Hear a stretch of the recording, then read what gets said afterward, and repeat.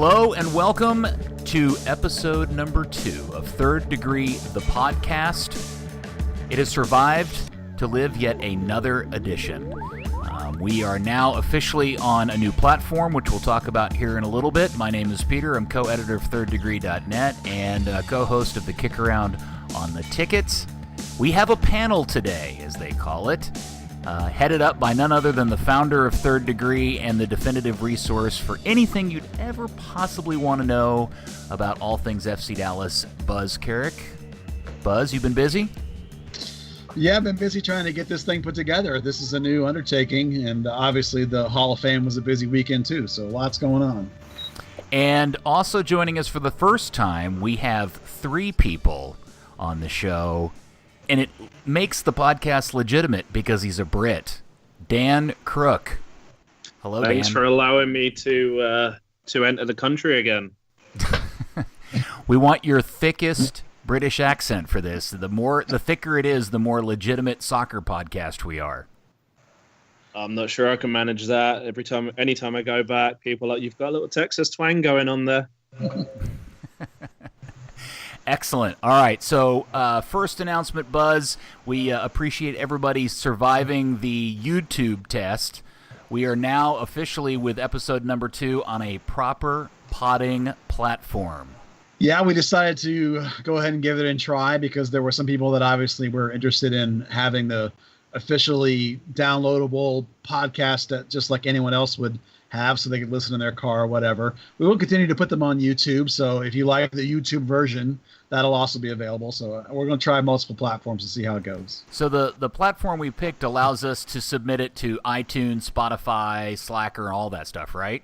That's what it's supposed to be able to do. Obviously, being a complete noob at this, it may take me a few button strokes to figure all that out. But yes, it should all be available on those various platforms. And we'll let people know on our Twitter account at ThirdDegreeNet. And Buzz, don't worry, I'll help you. We'll get it figured out between the two of us. I'm sure we can. Okay, so all good news aside, Buzz, I will start off with this: 3-0 to the Wizards. Does that score flatter Kansas City, or is FC Dallas with now 2 losses in a row in the form of a mini 2017 crash? A little bit of both. It does flatter Kansas City in the sense that if you dig down into some of the statistics, not crazy advanced statistics, but just sort of really just basic statistics, Dallas had more of the ball than they're used to. They had a little less of a success passing, but Kansas City had significantly less of a success passing.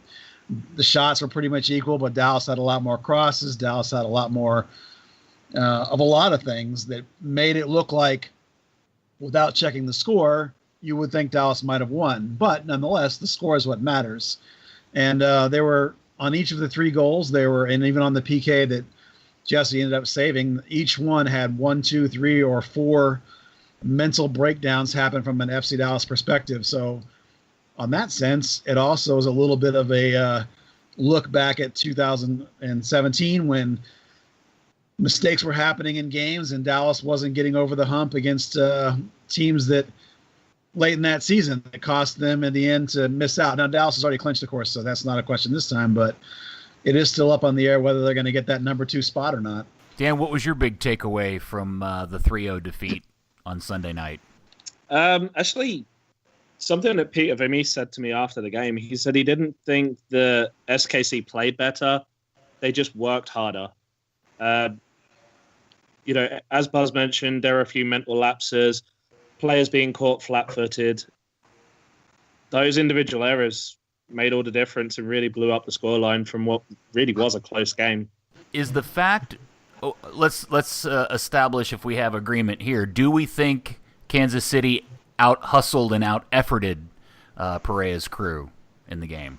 I don't think there's any question that was the case. I don't think it was the case for every minute of all 90 minutes, but in a few moments, there was a little bit more desire in the box, a little more effort in the box from Kansas City than Dallas, and that was the difference. Those small 3 or 4 mistakes, or those small 3 or 4 minutes of Sporting having just a little bit more was the difference. Okay, so then that leads me to this question. Is it troubling that a team that played Wednesday and then had to travel on the road again for 2 straight games comes into Dallas and is able to nab a 3-0 win? Is that something that Dallas fans should be concerned about? I think context is a big thing here. SKC were fighting for their really to secure their, well, not only secure their playoff spot, but to really put themselves in the picture for the bye. They were 4 points behind FC Dallas coming into the week. They had 2 tough away games. They had to bunker down and have that mentality. Whereas FC Dallas, it was, yay, we can clinch 60 points. Yay, we can clinch the bye. Yay, let's kind of blow the importance out of the water without actually really drilling down mentally. There is a side note in this, is that Kansas City is a team who, for maybe one of you know this off the top of your head, how many playoffs in a row have they had to enter the playoffs in a knockout game situation? They haven't hosted a game and they've been knocked out of the playoffs in that one game. I think it's like 3 or 4 years in a running? It's every year there's been a knockout round. So they clearly were in a mental state of avoiding that at all possible costs, right?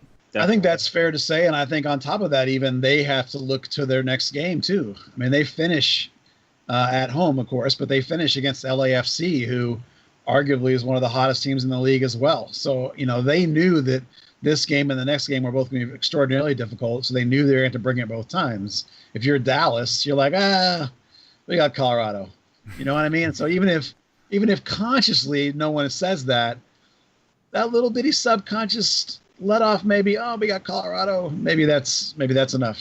But I thought it was the most important game in club history. I think you and I and other people on Twitter discussed that a little bit and realized that that's not the case. But it was a big game. I grant you that it was a big game, but I don't think it was. I'm not going to be a person voting for most important game in team history. Well, clearly now this weekend's game against Colorado is the most important game in club history. Still in the playoffs. Excellent. It may mean an extra game, but it's not do or die.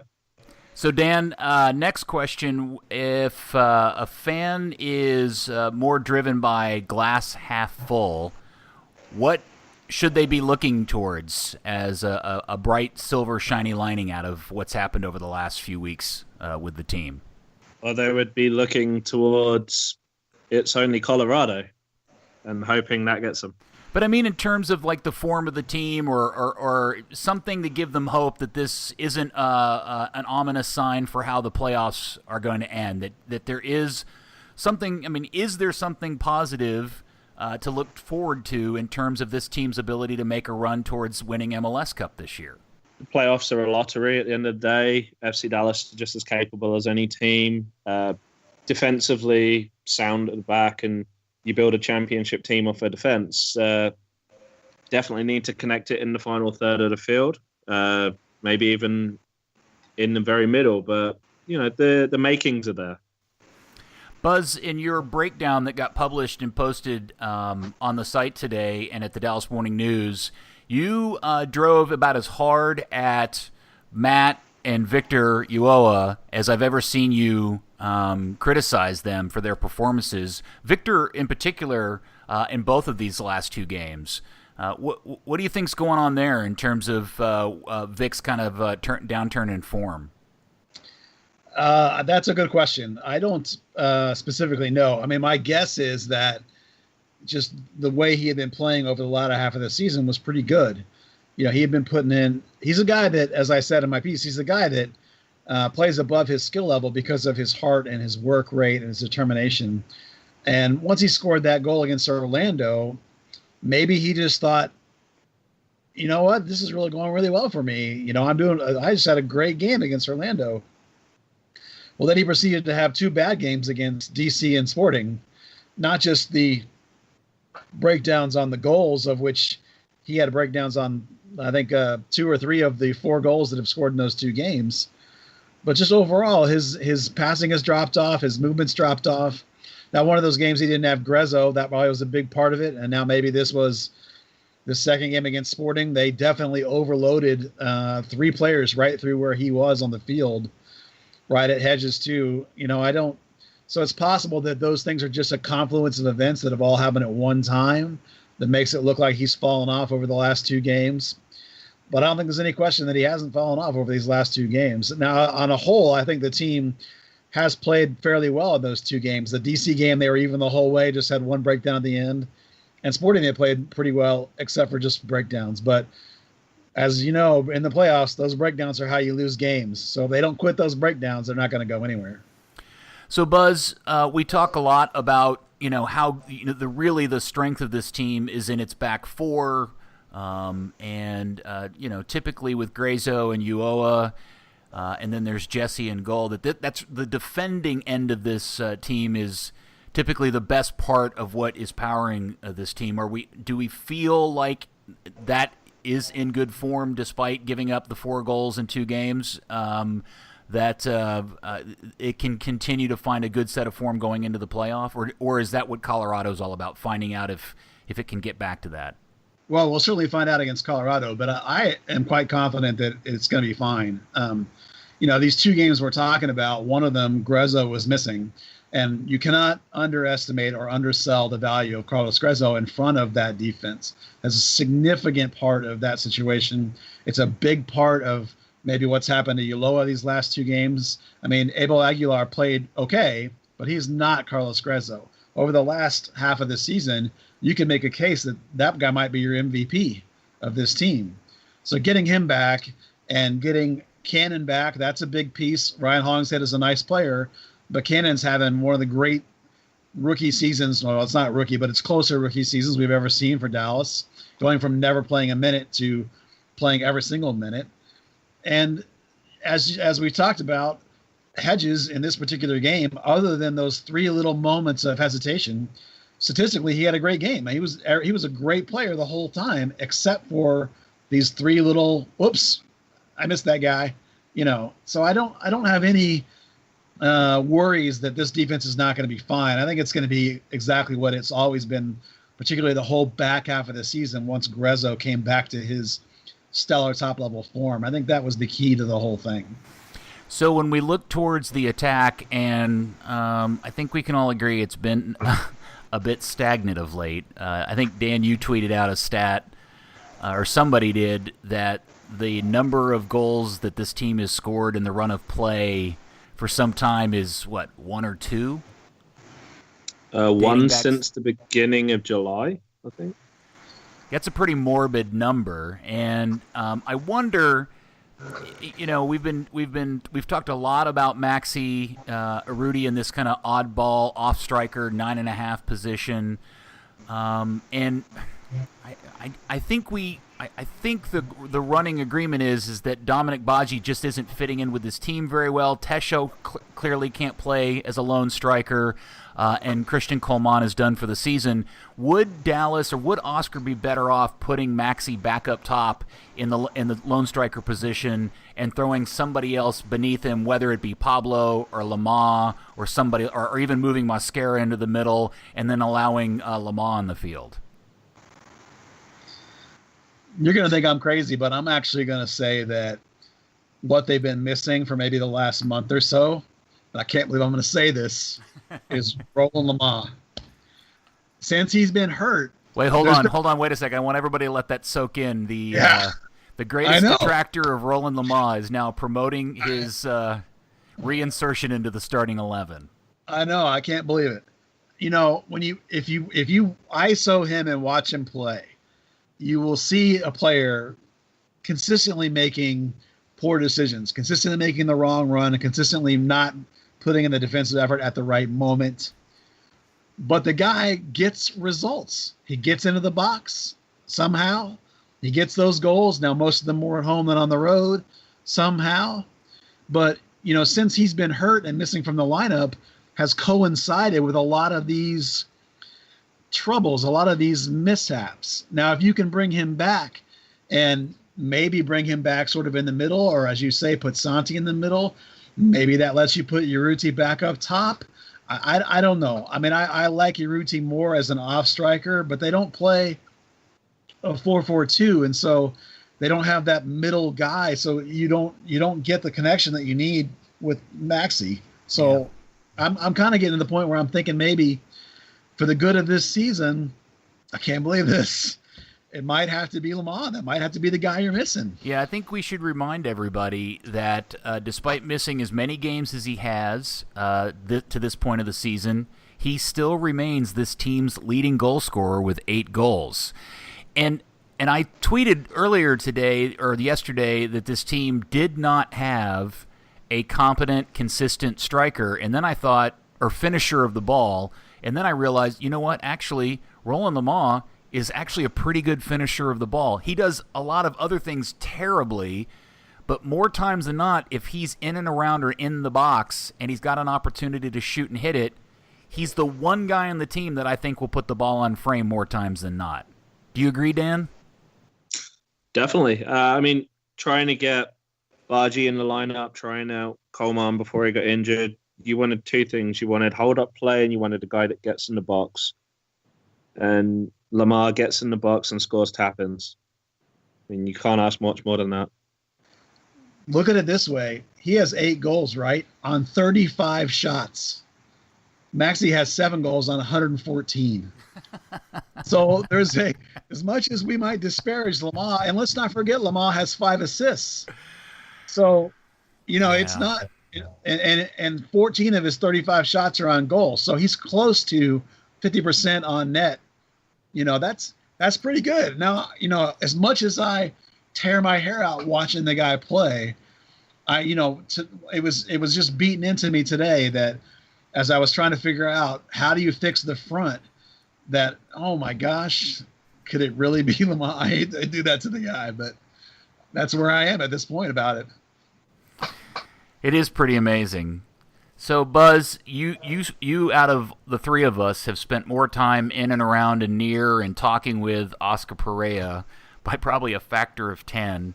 You have an amazingly good and open relationship with him. And I know you haven't but I do know that you haven't had an opportunity to talk to him since the game yesterday, and you'll do that later this week during practice. But what do you think Oscar's real feeling is about this team's form as it heads into the playoffs? Because we talked about the fact that he clearly, by sticking with this lineup, has been trying to find consistency and not letting off the pedal and trying to keep up momentum. Now that momentum is somewhat lost, what do you think his real feeling is about this team? Well, I think if none of us saw his post-game answer, at least I didn't, if you read it, his first post-game comment was a pretty raw comment. You could definitely, if you know the Oscar and the way he talks, you can read it and you can almost hear it in your head. And you can see that he's just riffing on the emotions he's feeling in that answer. And I think that answer... I was in the room. I was actually there. Okay. Yeah. That's right. You heard it. So, and Dan, weren't you in there too? I was in the SKC locker room. Okay, yeah. No, I heard it. He actually walked in, sat down with the stat sheet, had his glasses on, which I don't know if I've ever seen Oscar with his glasses on before, and opened his statement saying whatever the quote said about, I'm looking at a team that played very well in the first half and owned the game, et cetera, et cetera.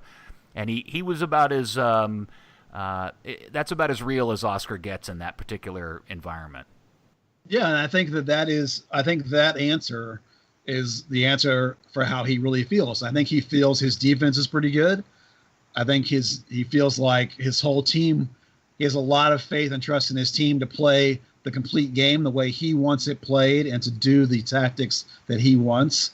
And then he talks about, in that quote, if I remember correctly, he talks about they created the right chances, they created the opportunities, and they just didn't take them when they came. And so he knows that's the team he has. He has a team that does everything right that he wants them to do, except for this one little problem, which has been for like 3 years now, but this one little problem of being a clinically finishing team in front of goal. And we've been talking about that this season since the beginning of the season. That's been a problem the whole time. We had some spells where there were some goals coming from other places. We got some set piece goals coming. That's been nice. But overall, this inability to finish the opportunities when they were coming, those balls into the box, same problem as it's been all year. Buzz, you and I traded a text conversation earlier today where I asked you a question. I'm gonna ask you to repeat your answer here, and I'll look to Dan's answer too, which was: is this team's almost literally across the board woeful finishing, is that a byproduct of poor roster construction, meaning the players themselves, or is that a coaching issue? For me, it's not coaching, it's roster construction. Because if you look at this roster, I don't see that many, if any, pure forwards. Excuse me. Christian Coleman is a pure forward. He is obviously out for the year, but he played the proper way a forward is supposed to play. And the team is better with him in it, except, of course, that he wasn't producing the goals and wasn't scoring. So other than him, Badji is almost a little bit of a winger kind of hybrid too, although he can play over the top. But everybody else on the team is a winger or a slasher. Maybe Jesus Ferreira is a real forward, but what is he, 17? You can't count on that. So really, for me, it's roster construction. You don't have any real, true ball-hawking strikers on this team. 100% agree with that. If you look at the strikers and their history, Maxi was never a lone striker. Coleman was never a lone striker. Badji was never a lone striker. They were always the support guys, the hold-up guys, play in the pass, and if it comes back to you, great, feed off that. There isn't a Blas-type finisher. But when you watch Santiago Mosquera cut into his right foot and hit it into the stands, or Barrios bang it into the side netting, or Grayzo hit it to the moon, or any of these particular players, while they're not strikers, just putting the ball on frame seems to plague this team game in and game out. And that's the part that I wonder, is that just the quality of player that this team is limited with, or is there something missing from the training and coaching that is not soaking in? I mean, Buzz, you go to practice all the time. I have to assume finishing is something that gets worked on day in and day out. Oh, yeah, every day. And at the beginning of the season, when they were really having a problem with it, sometimes it was the whole day. You know, they knew it's a problem. They've known it's a problem. They do work on this. They do work on guys with shooting. They work on everybody with their finishing. Whether with Coleman, it was less his pure shooting as much as it was in close finishing, because he's a different kind of player. But, you know, it is something they work on consistently. And you are right. It does happen every single day, which is why, to me, it's not a coaching question. By the time you're in the middle of your career, 24 to 28 years old, which most of this team is at this point, you're not going to alter somebody's fundamental skill set. You can tweak it, you can improve it a little bit, you can change your focus a little bit, but players are who they are. The only one who's probably of that current group that's got a little time is Santi, because he's just now 21, 22. So he's a guy you can maybe still alter a little bit, but all the rest of them are going to be pretty ingrained in who they are. But are they finishing in practice? No, they're not any better at it in practice than they are in games. I mean, it's not like Teixeira, when he was here, who was the greatest practice finisher of all time. I mean, these guys are all just, they are what they are. What makes this team good is not its finishing. And so these guys, they're just the same in training as they are in the game. We certainly got evidence that what everybody from Colorado reported to us about Dominic Badji was proven true in Sunday's game against Kansas City, which is, man, the one thing you don't want to do is give him a lot of time and a run on goal, because 99% of the time he's going to push that ball wide or over the top. That was terrible, that one-on-one he had. When you see his highlights, he's definitely one of those guys. He can come in from wide or have that shot on the very edge of the area that just finds its way in. But yeah, you won't find a highlight of him with a one-on-one. No, and I find it interesting that I think I'm correct in saying the 2 goals he has scored in Dallas in his limited time here have been essentially, one was the deflection off his chest, and I think the other, was it a header? I think they're both inside the 6, if I'm remembering correctly, and they were both one-touch kind of deflections, headers, or chest balls, right? I think so. I mean, even take back to last week that when he chest turned it and volleyed. If you don't give him time to think, his instincts are fantastic. Yeah. But some players have a mental block where you've got too much time to look at where the keeper's coming. Can you tuck it in the corner? And by the time you figured it out, the ball's out of play. So last but not least is a most intriguing matchup that, this time 4 months ago seemed like a no big deal game. But not only is it now a big deal game because a win solidifies a second place finish. Am I correct in saying that? As long as they win, they end up in second, no matter the result of the KC LAFC game? I believe that's true. Give me just a second and I'll look. It's kind of complicated because Seattle. Seattle can't catch Dallas if Dallas gets 3 points. I'm pretty sure of that. Yeah, if FC Dallas wins this game, they'll be in second because that will put them on 60, and both Sporting's on 59 and LA is on 57. So the winner of that game will also get to 60 or 61. Even if you tied LA on 60, they have a 9-goal differential lead on Dallas. So you'd have to win by 10 against Colorado in order to pass them for number one. So if you win, you're number two. Now, if you lose, all kinds of scenarios come in based on whatever else happens. You can finish as low as fifth. Right, and people should know that Seattle and Portland, who are directly behind them, have relatively easy games themselves. I think Seattle is playing San Jose, and Portland has Vancouver on the road, I believe. Portland has the harder of the two games, but they're both playing teams that are already automatically out of the playoffs. Yeah, that's correct. I mean, if you don't take care of your business in this game, then you're going to deserve whatever spot somebody else gives you. So Dallas faces the lowly Colorado Rapids, who, Buzz, you and I can attest to the long 20-plus year history. If there's a team that is year in and year out, most surprisingly had this team's number, been its bugaboo, ruined it at the worst possible moment, It is the Rapids.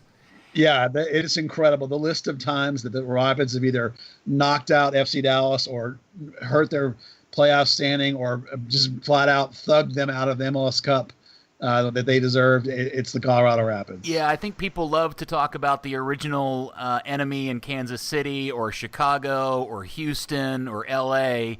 Many times so many fans, for reasons I can't explain, overlook just what a wonderful nemesis the Rapids have been for Dallas. And then you throw in the Kellyn Acosta factor. Yeah, when you face a guy who you just traded, I mean, really, he asked to be traded, but Kellyn's going to want to do well against his old team. He's going to want to show that he was a great player. Not that I think that anyone here felt he wasn't a great player, but you always want to show well against your old team. Dan, what do you think Oscar's thinking leading up to this game, especially with the emotions riding with the Kellyn aspect of this? Honestly, I think it's a tough game to prepare for. Colorado have played a variety of formations, and Kellyn's played in a variety of positions. He played left wing last week. He's played 10. He's played centre mid. He's kind of played a false 9 at times. You know how good Kellyn can be, but you don't know which Kellyn you're preparing for, because a determined Kellyn that wants to get a result against his former team could be a formidable foe. Yeah, Kellyn. I have not seen Kellyn play a ton for Colorado. I've watched him. I've watched enough games to witness him do both sides of the Kellyn coin, which is, run at attacking balls. Do some amazing things in terms of box-to-box play and set up attacks. And then I've also watched the thing that drove us so nuts here, which is, in the defending half of the field, switch off and let guys run past him. I've seen him do that not just for Colorado, but I watched him do it for the U.S. Last week as well. He's done okay for Colorado, and I would say out of the trade between Badji and Acosta, the Rapids have probably gotten the better out of the deal so far, but it's not like he's been gangbusters for them so far. Not far from it. I mean, their biggest loss, in all honesty, was the fact that Badji is still their leading scorer by 4 goals. Kellyn can't replace that. I mean, I'm not sure he would have been brought in for that, but it's midfield production that they didn't have. So Dallas needs to go to Denver and win that game. Buzz, do you think Oscar sticks with the same lineup, or do you think he pulls out the Roland Lamar card? Well, I think he'll stick with the same formation, but when you lose 2 games back to back, particularly when you lose 3-0, I think all bets are off in terms of the lineup. I think something's going to change. Now, I won't be able to speak about what that might be until later in the week. I think there's a good chance it might be Roland Lamar.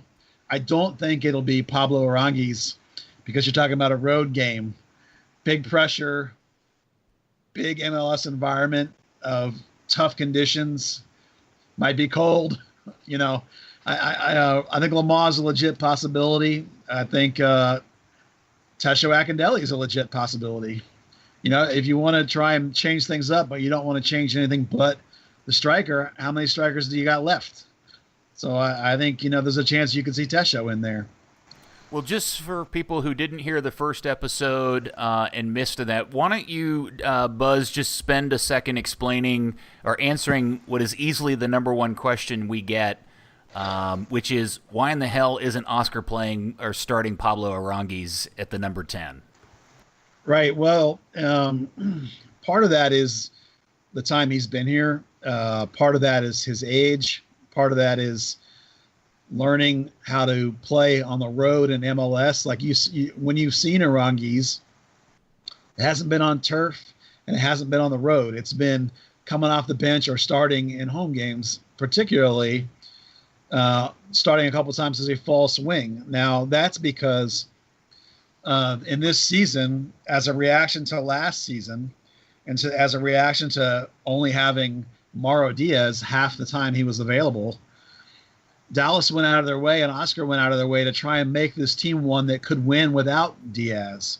They wanted to be able to get results without him so that when you had him, he was a bonus. Now, Aranguiz is, on paper, Diaz's replacement, but Diaz is in the prime of his career at 27, 28. Aranguiz is just starting his career at 21. So you can't just say, oh, stick him in for Diaz. It doesn't exactly work that way. Diaz took half a year or even a year to get used to MLS and get used to the game here. Very physical, very much a lot of running up and down, tough conditions. People hit hard here. So it's a question of the team isn't built to use a pure number 10. Oscar has to be able to have complete faith that you're going to be in there and not shut down and not tune out and not make a mistake. And as a perfect example of that, the third goal against Kansas City started from a play in midfield when Aranguiz kind of just sort of jogged over towards the guy and didn't close him down. And they had free reign to play a nice leading pass into Johnny Russell. So I don't want to take shots at Aranguiz's defense because that's not the kind of player he is. But this team is not built to use a player like him right now. You don't have enough faith in him yet anyway. And this late in the season, you're not going to change everything you're doing just to get a pure number 10 in there. So if Dallas goes to Colorado and grabs a solid 3-1, 2-0, or even 1-0 win, but plays well in the process of doing that, is all well and we're feeling good and ready for buying some airline tickets to Atlanta or New Jersey? I'm not going to go that far. I think everything is good in terms of this team being what it's been over the last half of the season, which is a pretty solid team that can grind out results. But this team is where I thought it was going to be at the beginning of the year. It's a team that's a work in progress. The defense has been shored up and made better this year. The offense still has a little ways to go, and they're still missing 09. So the same flaws that have been there since the get-go are still there. Still a pretty good team. Should be able to beat some people in the playoffs, but I don't see a cup favorite by any means. Yeah, I think it'd be very premature to look at even the Western Conference Finals at that point. You've got a very good possibility that LA sneaks in with the form they're in. You've got Seattle, who seem to always have FC Dallas's number in the playoffs lately, particularly in the away leg. The focus just has to be get some form going into the playoffs. And I should note, this was brought up to me by my co-host of the Kick Around, Andy, on a text today, that there is a better than decent chance that if Dallas was to lose and has to play in the knockout game and gets to host the knockout game, that the Lion, Zlatan, and the LA Galaxy could end up playing the knock-in game in Frisco on Halloween. Yeah, you'd end up with it'd be like a U.S. qualifier when they play Mexico down in Southern California. It's like FC Dallas would be the away team in their home field. Well, luckily the club sold everybody his Zlatan jerseys last time he was here, so they'll all be ready for it, right? I don't think that's a big deal, man. I've been seeing teams sell other away jerseys since I was 12 years old going to Ranger games. I mean, that's not new. If you can fleece money off of somebody else's fans, go for it. Sure, why not? I agree with you, Buzz. All right, Dan, I'm going to turn to you here for this next segment because we're going to go a little bit off the field. I know that you and some other guys spent a lot of time up in Frisco at the stadium at the new Hall of Fame. You attended all the events. You asked a bunch of questions. You took some wonderful photos. First off, I just kind of want your opinion about specifically the Hall of Fame and the experience that they've created over there. It's incredible. I've been to the Barcelona Museum, the Liverpool Museum, and a few others, and honestly, I've not seen a better experience at a soccer museum than the Hall of Fame. The artifacts are some of them are incredible. Game-worn jerseys from Johan Cruyff when he was at the Washington Diplomats, Pele's Cosmos jersey. You've got the ball that Brandy Chastain scored the 99 World Cup winning penalty with. You've got the ball that Landon scored against Algeria with in the 2010 World Cup. Then you've got all the interactive stuff. Buzz posted the photos when he got the preview with the jersey. The create your own scarf thing, which, in supporter culture, your scarf is a lot of an identity, and to be able to have it individual to yourself and not something that was bulk ordered in like 150 pieces, that's something that very few places can offer. Is there a particular artifact in the museum that's your favorite or was the most meaningful to you as somebody who's not from this country originally? It was very cool seeing the US Open Cup medals through the ages. One thing that did stick out to me, and this was more the who than the what. There is the display case for the 4 U.S. National Soccer Hall of Fame Medal of Honor recipients, Lamar Hunt being one of them. And Lamar's wife, Norma, spent a lot of time around that with Clark and the family. It clearly meant a great deal to them. One thing I saw up there that didn't get a lot of attention was that they've gotten a hold of Tony DeCicco's game planning notebook from the World Cup when, as you mentioned, Brandy scored.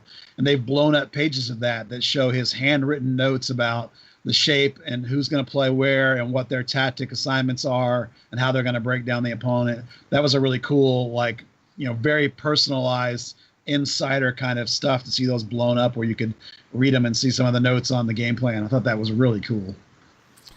Yeah, it was really well presented. All right, so Dan, what is, with all of the hoopla, easily the largest amount of fan interest and media attention that this organization has had since it opened Toyota Stadium back in 2005, what's your big takeaway from 18 months of construction and discussion and promises of what they were going to deliver? What do you feel like's the big takeaway from all of this? It's nice to have it there. It's very flashy. It's not going to really affect attendances. I know you've used the phrase "the answer to the question that nobody asked." That definitely seems apt. Yeah, I think the big takeaway for me is really more of a question. I don't know this. I've not I've not asked because I don't suspect I'd get an answer based on the history of questions and answers about marketing and so forth. I wonder if all of this is the culmination of a lot of work that will now lead into a new attitude and execution on a plan for marketing to solve the attendance and market interest issues that have plagued this team for so much time, Or is this just another example of, the Hunt business model of build it and certainly they will come? And that's the part that I don't think we know the answer to yet. I think if it's the latter, they've actually missed a trick. If you want to kind of sell people on Dallas is a soccer city, you've got the Dallas Tornado World Tour, which isn't really covered. There's the fact that the very first U.S. women's national team to play at a FIFA tournament were actually the Dallas Sting as a guest team. Yep. And they won it. Yep. That isn't mentioned at all. You mean within the museum? Yeah. Interesting. I think you sell that. You sell the sidekicks. You sell the success the Burn had. Yeah, there was an interesting moment at the pregame. Before every game, they introduce a military person and appreciate them and let the fans show appreciation. And I was standing next to Andy when this happened. The woman that was being introduced was in the Navy as a reserve, but her full-time job, or at least something she does regularly, is she is a goalkeeper coach for Sting, which is the very long, if you're not from this area, Sting is, the original, for lack of a better way of saying, girls club team here in town. Tattoo is a coach for Sting. They've got a long history. And when they said that in the stadium for the first time, the amount of applause she got for being identified as such really blew me away. And in my mind, it speaks to the one thing that this club could really capitalize on is an opportunity to be more inclusive of the other club teams in this town, the Texans, Solar, Sting, Defeaters, all of them, and bring them into this experience. I don't know how, because I think that's part of what's really missing in this club's idea of how it wants to grow a fan base, is that it somehow feels like it's separated itself from the rest of the soccer community. And I think that's a real opportunity that they could figure out a way to capitalize on. Yeah, I would like to see some sort of, maybe not a wing, maybe it's like a side section or something on North Texas soccer history, because as you say, this area is super rich on soccer history, going back way before MLS even existed. So there's a lot of stuff you could celebrate locally. Now, granted, if you're talking about the National Soccer Hall of Fame, that's not part of that. But if you're talking about FC Dallas and capitalizing on the Hall of Fame, some side room or some side set of exhibits to play up FC Dallas's place in amongst all this great local history, I think would be really well served. Definitely. I was looking through the Dallas Morning News archive recently for something, and there were Dallas Morning News and Fort Worth Star Telegram articles going back to 1930 talking about European teams coming over to Dallas to play soccer. And, big local cup finals in the late 1800s. There is a rich history here. We've mentioned the Dallas Sting. That was the very first all-women's soccer club in this country, period. And like you say, there is a bad relationship between FC Dallas and local teams, mainly because FC Dallas poached the local talent. But to be fair to the Hunts, that is a bit of a two-way street, though, isn't it? I mean, certainly the Hunts and FC Dallas could they'd probably have to take the driver's seat position by reaching out and creating those bridges, but that has to be willing to be received on the other side of the table, right? Oh, 100%. And, in honesty, soccer all over the world, if you're a local youth club, a professional, and you have a great player, a professional club is going to come in and take that player away. That's the reality, but that's also why the coaches do it. Well, when you get down to it, a lot of that's going to have to be resolved with solidarity payments until we get, this is a whole podcast, but until we get that straightened out, that's going to make this local club relationship a little bit difficult. But you could still reach out across North Texas, even if it was just to get the Texas Soccer Walk of Fame involved. I mean, I talked to Clark about that prior to the season, and they said that they wanted to bring that into the stadium and sort of get it involved in a way with the Hall of Fame, and that would be a great way to use that as the vehicle to celebrate all these other great soccer things in Dallas. And I think that would go a long way to repairing bridges, not just with clubs, which is important, but even with the alumni of all these old teams that are now coaches at all these clubs. It all feeds together off of itself. Yeah, it was a weird moment. Typically when they're introducing the people during the military appreciation piece, they always list off a whole set of accomplishments and this and that, and it struck me. And it caught my ear when they said Sting goalkeeper coach, and this applause broke out in the stadium. And it wasn't localized to a circle group. It was, there was a large percentage of the fans that really appreciated that. And I just found it to be a really interesting moment. I don't know if anybody else listening to the podcast picked up on that. It's one of the many things that I think this team could really go a long way on repairing and capitalizing on.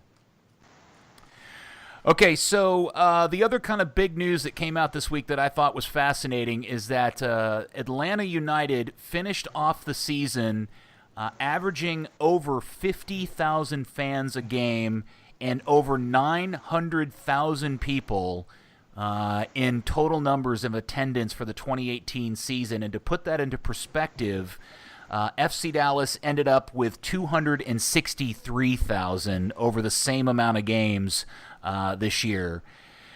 A question that popped up into my mind, and I'll ask you guys this: if Dan and Clark Hunt said, "Hey, there's a construction issue with Toyota Stadium, we can't use it," or we've just chosen to play games at AT&T Stadium, the Death Star in Arlington, and we're going to open it up to as big as possible.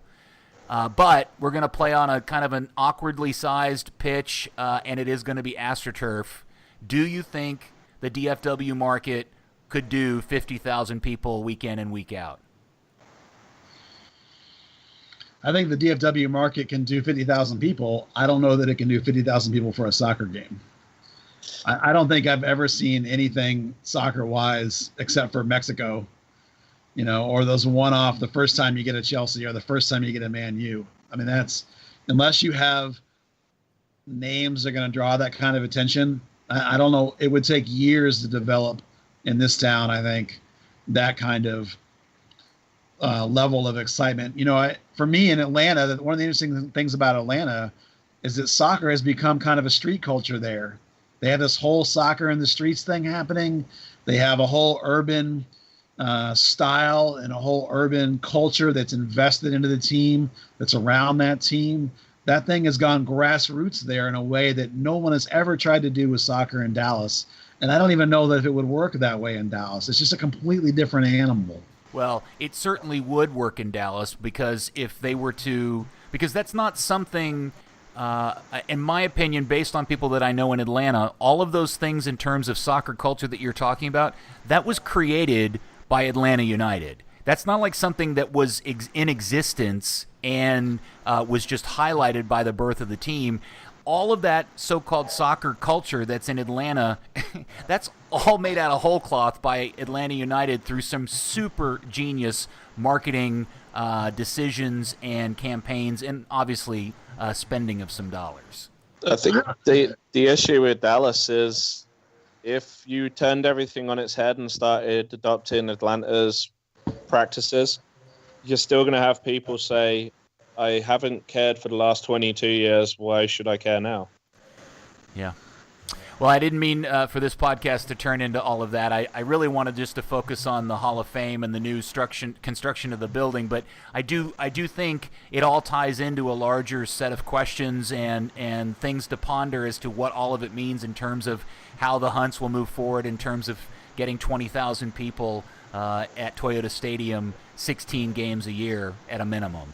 Yeah, I don't think any of us on a 1 hour podcast are going to be able to answer those questions. I mean, obviously, there's lots of things that could have been done over the last 20 years, and they weren't.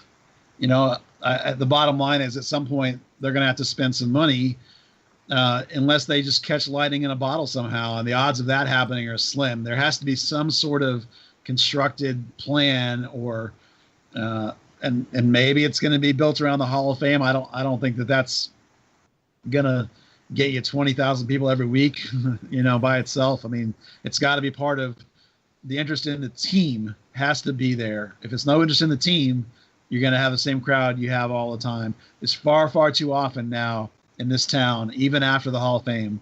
When you talk about pro soccer, you talk about FC Dallas, people are surprised that that's a pro soccer team. Even people whose kids play for FC Dallas Youth are sometimes surprised that FC Dallas is a professional soccer team. If you wear an FC Dallas jersey, people will ask you, oh, does your kid play for FC Dallas's youth team? 9 times out of 10.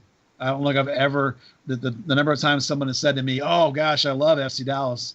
Love that, watching Santiago Mosquera play is minuscule compared to the number of times I've been wearing a piece of gear and someone said to me, oh, does your son play for FC Dallas Youth? Yeah, I think, first off, I feel bad that this was probably many people's first time listening to the podcast, or this particular podcast, and since it's only its second edition, it's probably almost everybody, that we run into the cliche of attendance talk about this team. But I do think it's important in terms of all of the work and time and energy spent into modifying the existing stadium, adding the Hall of Fame, and all of the noise and hype that was built around this weekend, and then the resulting butts and seats was, hey, I hate to say it, but it was disappointing. I mean, there were, they're just, what was it, 80% full?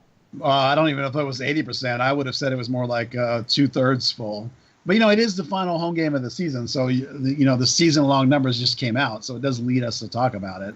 Sure, I know. It just seems like an easy wound to pick at or scab to pick at, but yeah. It's related to this particular week because of the opening of the Hall of Fame and the event, and the fact that it was announced as a sellout. Yet we just didn't see anything close. I mean, certainly all the seats were sold and or given away or whatever. Technically, it was a sellout, but the attendance part of it, like butts in seats, turned out to be disappointing. It bothers me that a team is in first place, fighting for playoff spot, new building, new everything, and yet we get that kind of turnout. That's a bit defeating. Well, let me give you a positive spin then if you're an FC Dallas fan. The Hunts just invested, another $45-50 million into that facility. Not all their money, but a lot of it was their money. They've just put a huge chunk of their money into what is essentially this team and its facility. So if you're a fan of this team and you want to see this team do good things, someone is putting their money on the line with this team. And so at least we can give them that amount of credit.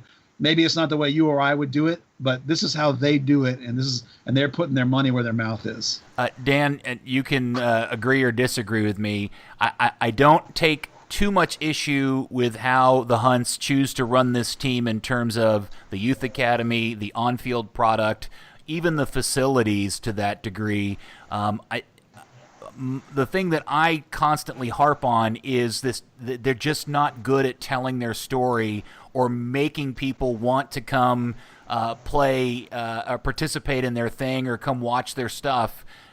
For whatever reason, I don't understand it. And I refer to it as the build it and they will come syndrome, but they just don't seem interested in doing what other teams do to kind of create that excitement and desire to come be a part of the game day experience.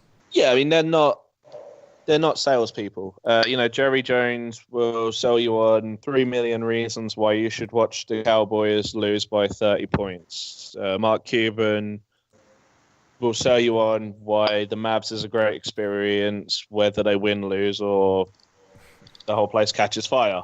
Or the fact that they had a running sellout record that was largely powered by them selling tickets at a discount or giving them away. Well, we call that Houston sellout.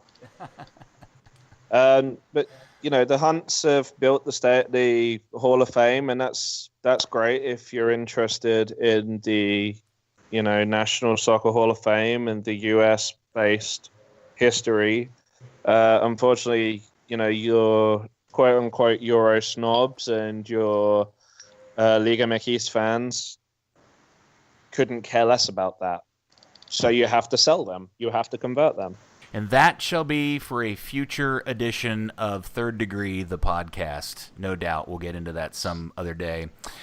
All right, successful run of episode number 2. Dan Crook, thank you for your time and bringing some credibility in your British accent. Much obliged, gents. Good luck to Luton Town. I hope they continue to do well in League 2. Well, we need it. We're in League 1, actually. We got League 1. Sorry, I didn't mean to relegate you into the fourth tier. You've just alerted Ted Vesterveld. And then Buzz, good job, buddy. Are we going to let people shoot in letters and ask questions and stuff? Do we want to do that? Yeah, I think we'll do that. Before we take the next episode next week, I'll now that we know we're going to be trying to do this, I will send out a notification in the afternoon and try and pile up, 5, 10, 15 good questions. Maybe we could, or if we only get 1 or 2, maybe it can be enough to kick off a conversation. All right. And what best way for people to send in those questions and comments and criticisms? It'll be on Twitter. You can always email me. My email address is on the blog, but you can always direct message us on Twitter or just hit us directly on Twitter with a tweet. Try and do it the day we're going to record the podcast. Try and wait for me to say, hey, we're going to record the podcast, because then I can have the questions right there and put them all together at one time. If they trickle in at weird times, it may be harder for me to keep track of them all. Yeah, the Twitter account is at Third Degree Net, the number 3 RD Degree Net. And then don't forget, you can also read Dan and Buzz's content. And on the very rare occasion I ever get the gumption to do it again, Right Stuff, you can find it at the Dallas Morning News Sports Day, DFW.com, where we are a content partner and help them cover the sport of soccer.